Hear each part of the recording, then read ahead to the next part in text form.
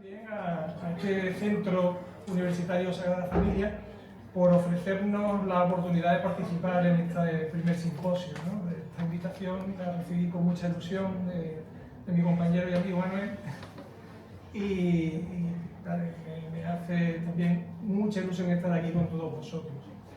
He querido, cuando me mandó el programa, de enseguida me asaltaron asuntos que había estado trabajando en distintos momentos de mi vida profesional y que creí conveniente aglutinar bajo tres paradigmas, que son los que Soledad acaba de poner. La pretensión es hacia acá donde te voy a preguntar. Sí. Ahí. La pretensión de mi comunicación no es otra que mostrar la necesidad del ascenso en el nivel normativo, no quedarnos simplemente en la propuesta ética, sino que además tenemos que mirar ese paso de la ética a la ley y a la política. No es una propuesta mía, es de las corrientes de autores que vamos a ver a continuación. Los siglos XX y XXI se han caracterizado fundamentalmente por protagonizar grandes cambios políticos, cambios sociales, con sus correlativas tendencias e ideologías, también con sus filosofías, pero sobre todo han acontecido los mayores desastres de la historia de los siglos XX y XXI, de la historia de la humanidad, tales como las dos guerras mundiales, genocidios y la emergencia climática. Paradigmas todos ellos que vamos a ir viendo y que hacen necesario un cambio de mentalidad. El primero de ellos lo voy a detener de una manera muy sucinta, muy rápida, porque es el más conocido, el que se ha trabajado más, el paradigma de género. Pero antes de esto, hacer una referencia.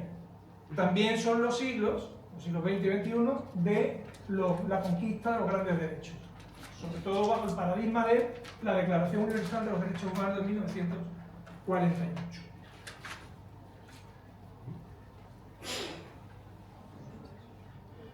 Y ese paradigma, los derechos humanos, tienen sus críticas. Unas críticas que vienen dadas por distintos niveles, que son los que vamos a ver aquí. Una de ellas sostiene que los derechos humanos son un lujo para el primer mundo, otra que excluye colectivos y otra que obvia el problema medioambiental o el cuidado de la tierra. No contempla el cuidado global, el cuidado del planeta. Pues bien, estas críticas responden a esos tres paradigmas que vamos a ver.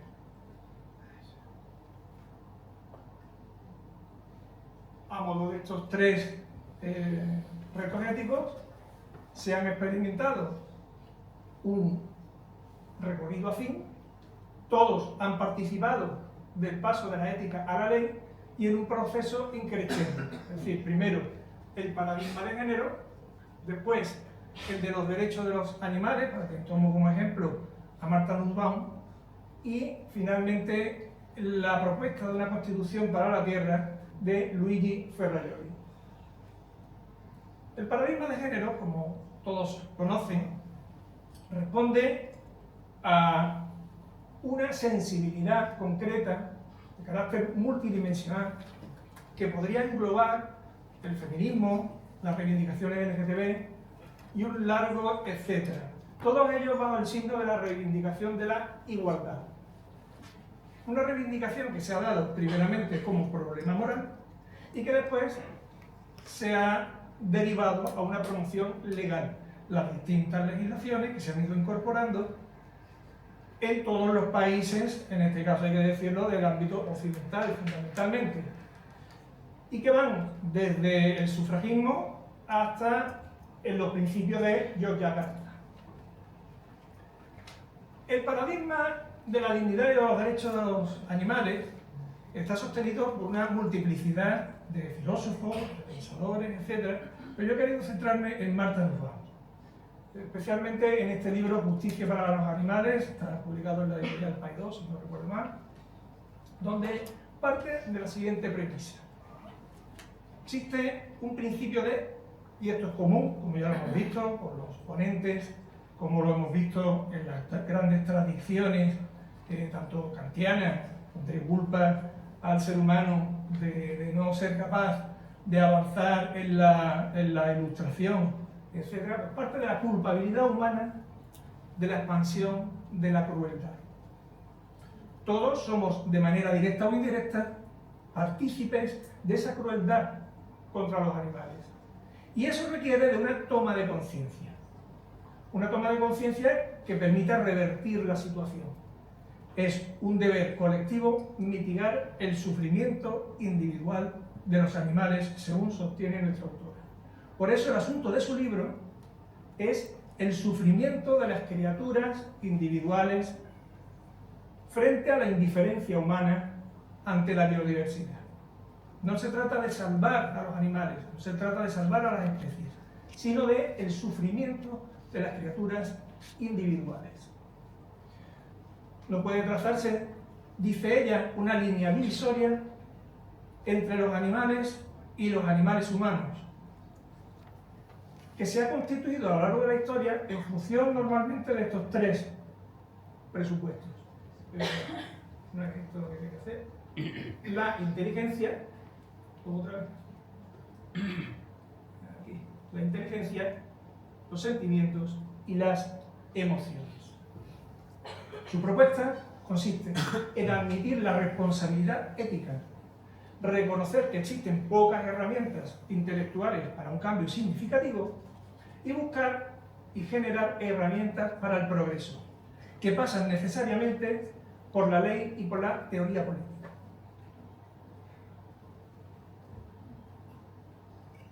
Pero eso conlleva un verdadero problema, el problema de la legitimación procesal, que sería el estatus que faculta a un sujeto para presentar una demanda ante los tribunales en reclamación de sus derechos. Lo que en el mundo occidental, europeo, en el mundo continental llamamos derechos subjetivos. Resulta que los animales carecen objetivamente, en el ámbito del derecho, de esa legitimación procesal. ¿Por qué carecen de legitimación procesal? Por una obviedad. No pueden presentarse ante un tribunal.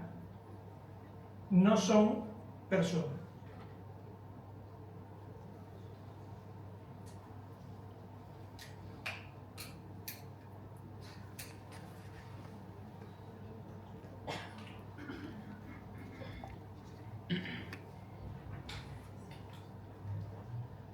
En los sistemas políticos nacionales, los animales carecen de personalidad política.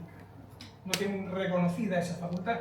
Por lo tanto, no pueden actuar desde el punto de vista legal, o desde el punto de vista político, o desde el punto de vista ético. Esa es la realidad a la que se enfrenta la propuesta de Marta Nussbaum.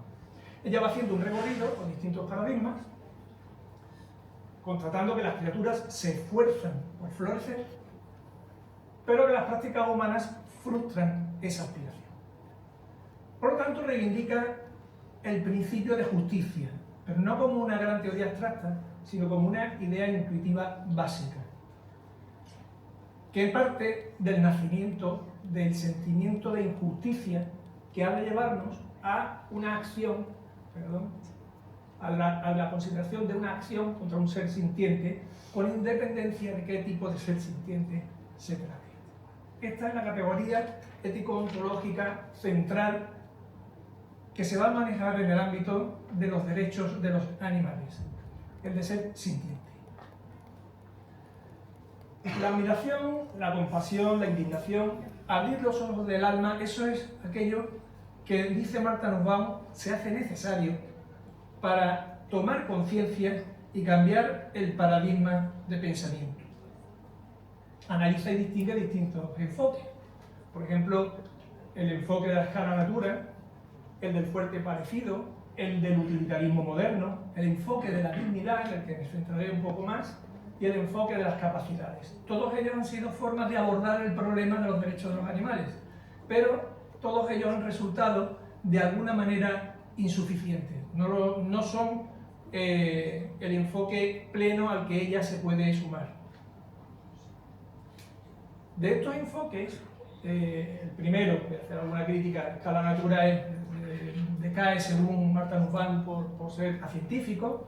Supone que existe una escala de la naturaleza donde hay seres inferiores y superiores en función de alguna de estas triadas que hemos visto antes, fundamentalmente por la cuestión de la racionalidad. El fuerte parecido hace alusión a aquellos elementos que biológicamente prestan similitud al ser humano, con lo cual estaría dignificando una serie de especies o de sujetos en detrimento de otras. El paradigma utilitarista hace un recorrido desde el siglo XVIII por el pensamiento utilitarista y a su consideración frente a lo que ha sido el maltrato animal, pero también se muestra insuficiente por no tener un reconocimiento pleno. Y el paradigma de la dignidad tiene un cierto enfoque kantiano. Ahí se centra ella sobre todo en una autora muy interesante que es Christine Korsgaard, en la que reconoce un cierto enfoque próximo al suyo, basado en el pensamiento kantiano, que sostiene la dignidad del animal como existe la dignidad del hombre, que el profesor Calestapia antes había estado remitiendo y había estado comentando. Considerar que el animal es un fin en sí mismo. Recordemos siempre que estamos hablando del animal individual, de un sujeto concreto, no de las especies y de sus posibles problemas de extinción. Y esto se haría extensivo a todos los seres sintientes, a todos los seres sintientes. Ella, si no recuerdo mal, Christine Korsgaard fue discípula de John Rawls, si no recuerdo mal. Y es realmente una gran intérprete y heredera kantiana, estudió en Harvard. Pero para Korsgaard, como para Kant, los seres humanos resultan ser las únicas criaturas que pueden ser obligadas, que tienen deberes, porque son los únicos que poseen una capacidad de reflexión y de elección ética. Eso no implica que seamos las únicas criaturas objeto de deberes, pero la concepción de la naturaleza animal de Korsgaard no es kantiana, sino de origen aristotélico. Piensa los animales como seres que tienen un telos, un fin en sí.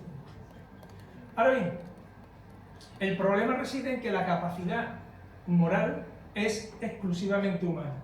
Solo los seres humanos son creadores de valor.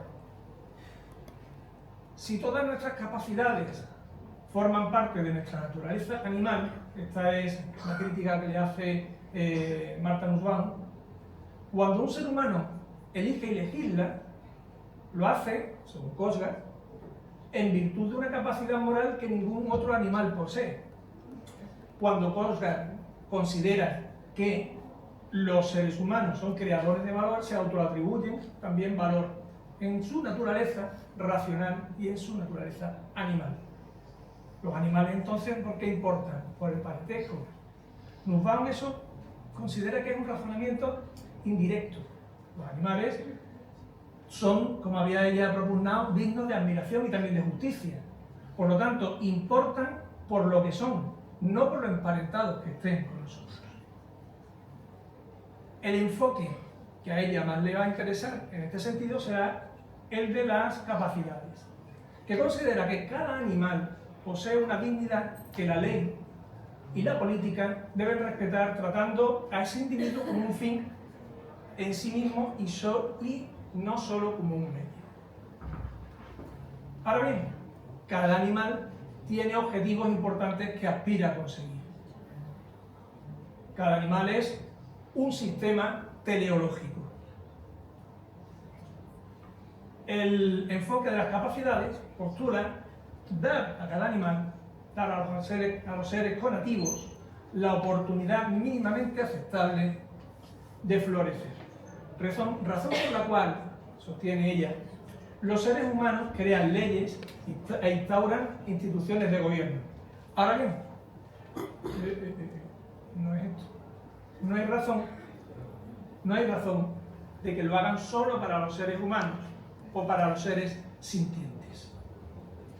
Por ello, postula dar un salto.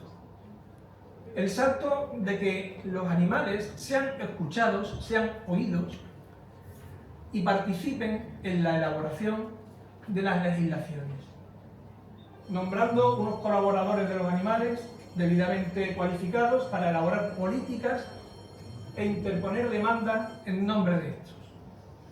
Serían casi tutores o intérpretes, que no se centrarían solamente en clave utilitarista en el placer o el dolor que experimenta el animal.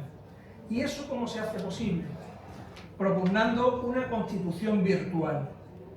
En el caso de este paradigma de las capacidades, se nos proporcionaría una plantilla para el diseño constitucional, y una constitución nacional está claro que no basta para las especies migratorias y para otra serie de circunstancias que generan problemas con los animales.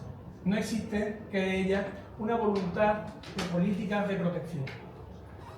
Lo que es necesario, dice, es que todas las naciones, tras escuchar a los animales a quienes los representan, acordaran una constitución legalmente aplicable a las distintas especies. Evidentemente estamos en el ámbito de lo virtual todavía. Partimos de un presupuesto ético, ella es especialista en ética, y hace una propuesta política.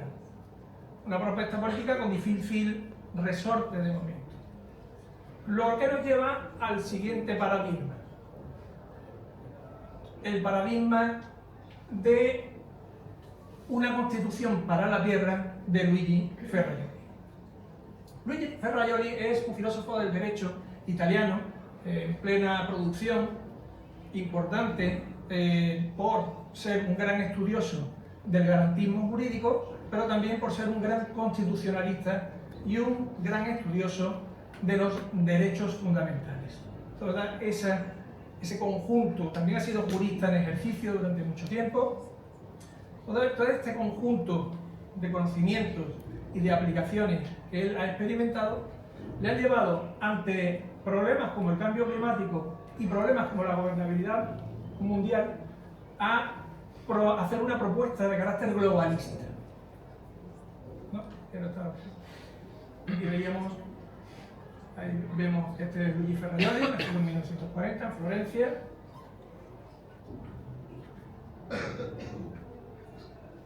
Luigi Ferrajoli, aparte del ámbito meramente académico, digamos que ha dado el salto al ámbito del activismo, a través de un movimiento, Constituente Terra, del que tienen ustedes ahí la página web.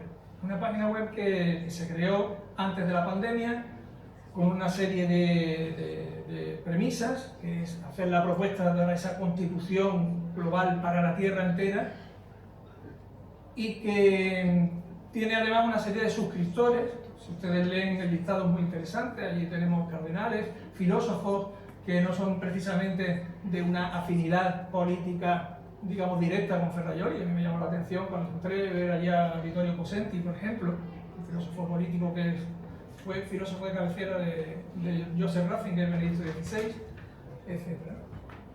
Entonces, a través de esta página web, se hace una propuesta al mundo, se hace una convocatoria.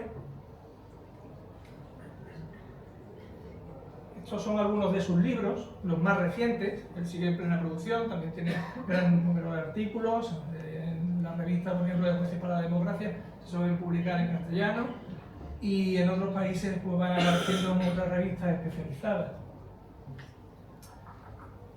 Como os decía, él hace una propuesta, ¿y de dónde parte?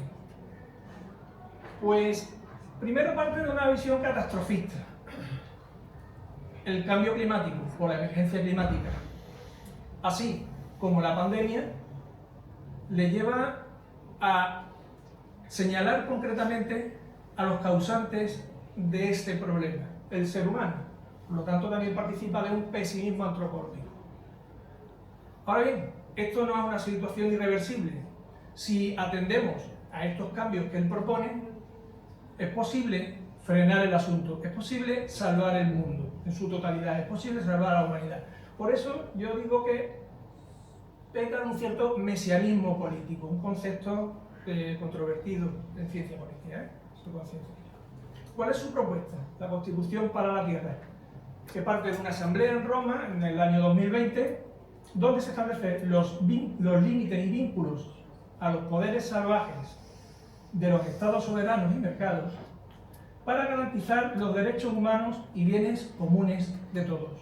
Como veremos, el paradigma de él va a saltar de los derechos humanos a los derechos fundamentales.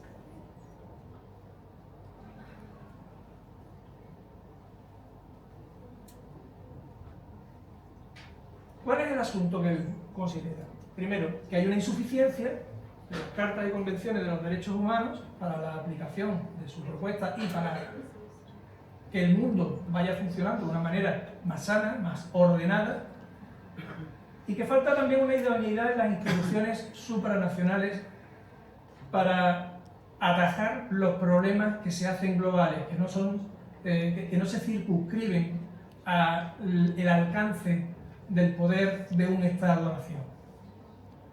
Por eso propugna un pacto constitucional de refundación del derecho y también de la política, para construir lo que él llama una esfera pública supranacional, como si fuera algo así como una sociedad civil supranacional. Parte esta necesidad de la existencia de un tipo criminal que no está tipificado en el ordenamiento penal: los crímenes del sistema. Es una tipología criminal novedosa, no es penal porque no hay un sujeto concreto al que se le pueda señalar, no es atribuible por tanto a personas, pero sí es atribuible a mecanismos, que son los que hemos visto inicialmente. Para atajar estos crímenes de sistema no tenemos en el sistema internacional ningún tipo de sostenimiento, de estructura, digamos, jurídica que pueda parear o que pueda abordarlos.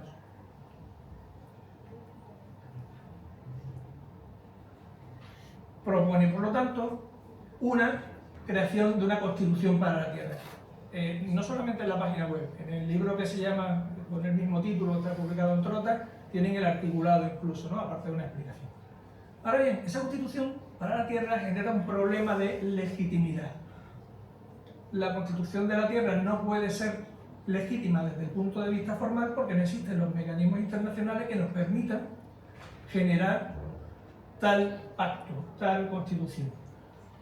Pero sí, dice él, tiene una legitimidad material, que no reside ni en el cómo la produce ni en el consenso, sino que se mide por los resultados. ¿Y cuáles son esos resultados? La igualdad que estipula y la garantía de todos los seres humanos. Esta es mi propuesta. Vemos pues cómo de la necesidad ética se pasa a la cuestión política. ¿Y cuál es la forma de esta constitución universal, de esta constitución para la Tierra que él propone? El federalismo, que distinguiría entre dos tipos de instituciones: las de gobierno, que se deriva de una esfera de lo decidible y que podría gestionar cualquier gobierno de cualquier país, y las de garantía, que estarían insertas en la esfera de lo no decidible, de lo no de aquello con lo que no se puede comercializar, de aquello con lo que no se puede discutir. Esta es la propuesta de Luigi Ferrajoli. Estos han sido estos tres recorridos que he querido mostraros, y esta es la situación con la que yo quiero manifestar esa necesidad de la elevación normativa que parte de la ética, pero nos lleva hasta el ámbito de lo político y de lo jurídico. Muchas gracias.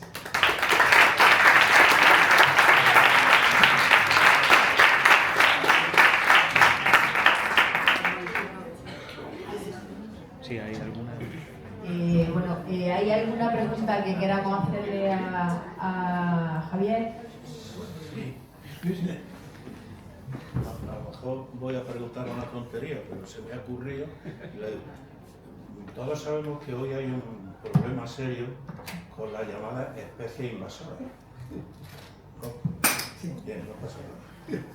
Entonces, se contempla lo que se dice, porque lógicamente las especies invasoras tendrán derecho igual, pero muchas veces van en detrimento de las especies. ¿Te refieres a las especies invasoras en cuanto a la legislación? En cuanto a los derechos de los animales estaríamos hablando, ¿no? Sí, pero bueno, sí, bueno, hay especies invasoras de plantas también, Sí. pero también ya mucha gente considera que las plantas, y yo hablando Se escucha. Sí.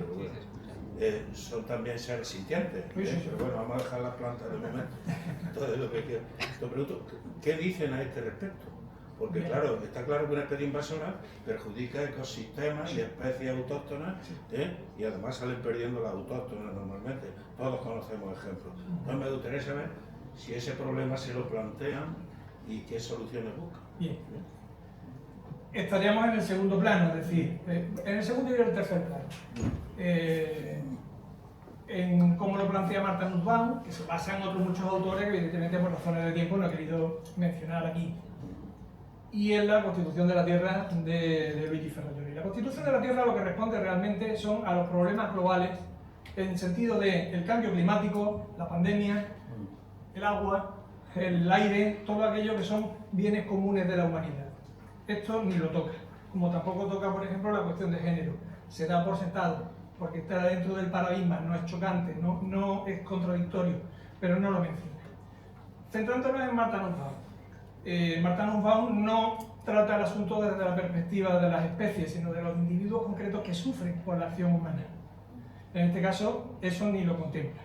Es cierto que en algunas de las corrientes que ella trata se puede vislumbrar qué sucedería con tal especie o tal otra, más que nada en términos de mercado. ¿En qué sentido? Son animales de explotación. Vamos a irnos a la realidad, vamos a irnos a nuestra realidad española y a la legislación. Existe una ley de bienestar animal. La ley de bienestar animal, hay que aclararlo para que todo el mundo lo sepa, no afecta a los animales. Los animales son objeto de protección y de consideración de la ley.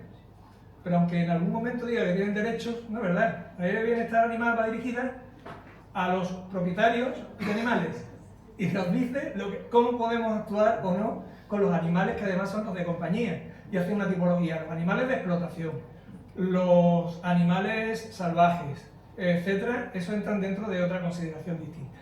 En cuanto a las especies invasoras, sí puedo decir lo que hay, por ejemplo, en la normativa andaluza específica para la pesca.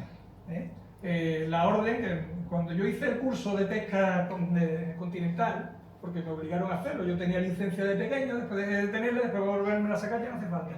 Tuve que hacer un cursito. Y claro, me enseñaban lo que era la legislación y me decía el monitor, que era un biólogo, pero a ti no te pueden obligar a hacer lo que dice la ley. ¿Qué es lo que me obliga?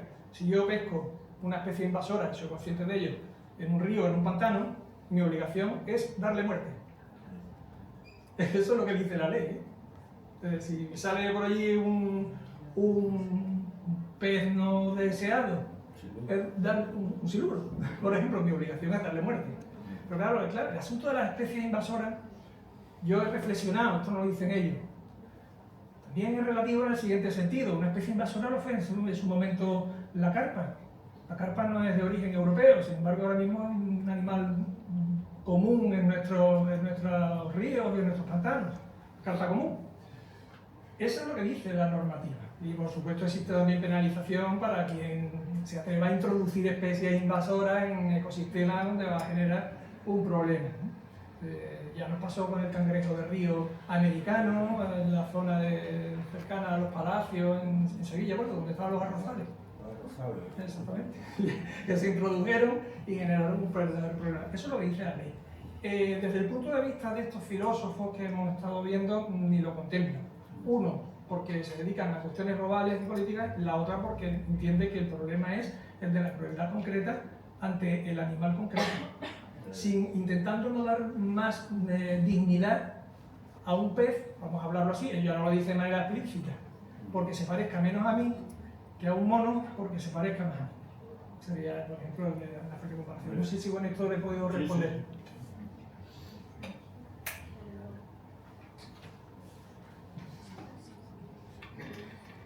alguna cuestión